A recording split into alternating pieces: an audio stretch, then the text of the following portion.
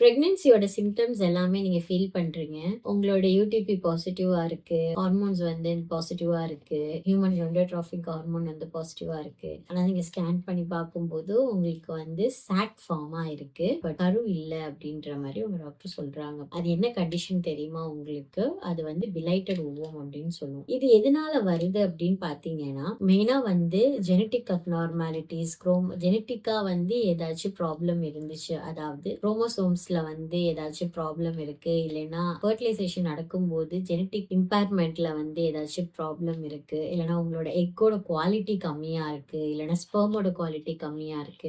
இல்ல மதருக்கு ஏதாச்சும் auto immune disorders இருக்கு. இல்ல ஏதாவது இன்ஃபெக்ஷன் இருந்துச்சுன்னா இந்த மாரி நடக்கும். பட் இது அப்சல்யூட்லி ஃபைன். இது வந்து ஒன் டைம் இன்சிடென்ட் தாங்க. இதனால உங்களோட ஃபர்தர் பிரெக்னன்சி வந்து கண்டிப்பா அஃபெக்ட் ஆகாது. ஸோ அந்த மாரி ஏதாச்சும் நீங்க எக்ஸ்பீரியன்ஸ் பண்ணியிருந்தீங்கன்னா, டோன்ட் வரி. நீங்க பண்ணலைன்னா இது தெரிஞ்சுக்கோங்க. இது வந்து நார்மல் தான். இதனால உங்களோட அடுத்த ஃபர்தர் பிரெக்னன்சி வந்து எந்த ப்ராப்ளமும் வராது. நீங்க நேச்சுரலா பிரெக்னன்ட் ஆகலாம். ஸோ இந்த மாரி யூஸ்ஃபுல்லான இன்ஃபர்மேஷன் தெரியறதுக்கு என்ன மறக்காம ஃபாலோ பண்ணி வச்சுக்கோங்க. தேங்க்ஸ் ஃபார் வாட்சிங். பை.